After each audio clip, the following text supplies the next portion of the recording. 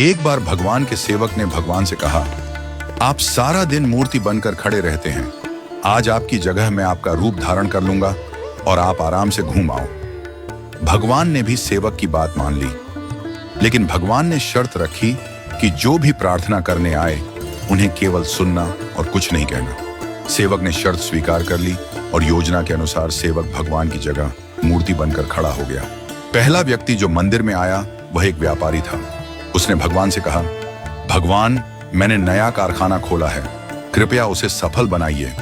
व्यापारी माथा टेकता है और तभी उसका बटुआ गिर जाता है। वह बटुआ गिराकर बिना देखे चला जाता है। सेवक बेचैन हो जाता है और सोचता है कि व्यापारी को बता दे कि उसका बटुआ गिर गया है, लेकिन भगवान की शर्तों के अनुसार वह कुछ नहीं कहता। कुछ समय बाद एक गरीब आदमी आता है और भगवान से कहता है, भगवान, घर में खाने के लिए कुछ नहीं है, कृपया हमारी मदद करें। भगवान के सामने बटुआ पड़ा होता है। वह गरीब आदमी भगवान का धन्यवाद करता है और बटुआ उठाकर चला जाता है। फिर एक नाविक आता है और कहता है, भगवान, मैं 15 दिनों के लिए समुद्र की यात्रा पर जा रहा हूं, कृपया मेरी यात्रा में कोई समस्या ना हो। ठीक उसी समय व्यापारी पुलिस के साथ आता है और कहता है, यह नाविक मेरा बटुआ चुराकर भागा है। पुलिस नाविक को पकड़ कर ले जाती है। इस बीच सेवक बोल पड़ता है, बटुआ गरीब आदमी ने चुराया है। इसके बाद गरीब आदमी को पकड़कर जेल भेज दिया जाता है। रात को भगवान लौटते हैं और सेवक खुशी खुशी पूरा किस्सा सुनाता है। भगवान मुस्कुराते हुए कहते हैं, तुमने किसी का भला नहीं किया बल्कि सब कुछ बिगाड़ दिया।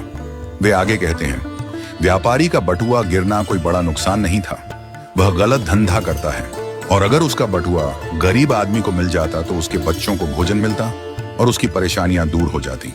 भगवान ने कहा, नाविक जिस यात्रा पर जा रहा था वहां एक तूफान आने वाला था। अगर वह जेल में होता तो उसकी जान बच जाती और उसकी पत्नी विधवा होने से बच जाती। भगवान ने यह भी कहा, कभी कभी जीवन में हमें समस्याएं आती हैं और हम सोचते हैं कि यह हमारे साथ ही क्यों हुआ, लेकिन हमें समझना चाहिए कि इसके पीछे भगवान की योजना होती है। भगवान ने हमें यह सिखाया कि जो भी होता है वह हमेशा अच्छे के लिए होता है, भले ही हमें वह समझ में ना आए।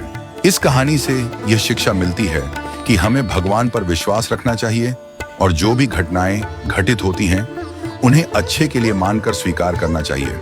भगवान की योजना हमेशा हमारे भले के लिए होती है और कभी कभी हमें उस योजना को समझने में वक्त लगता है।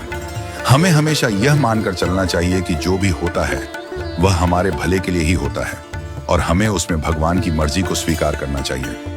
हमें कभी भी किसी स्थिति में निराश या हताश नहीं होना चाहिए, क्योंकि हर घटना के पीछे कोई ना कोई गहरी योजना होती है जो हमारे जीवन को बेहतर बनाने के लिए होती है।